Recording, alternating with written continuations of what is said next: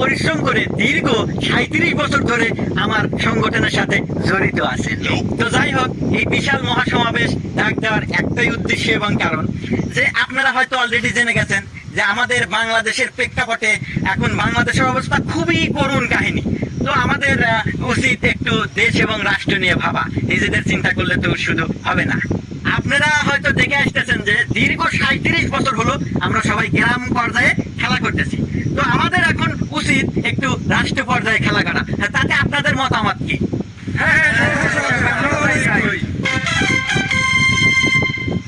তো যাই হোক, আপনাদের উল্লাস দেখে আমার মনটা খুশিতে ভরে গেল, কারণ আপনাদের মনোবল অনেক শক্ত।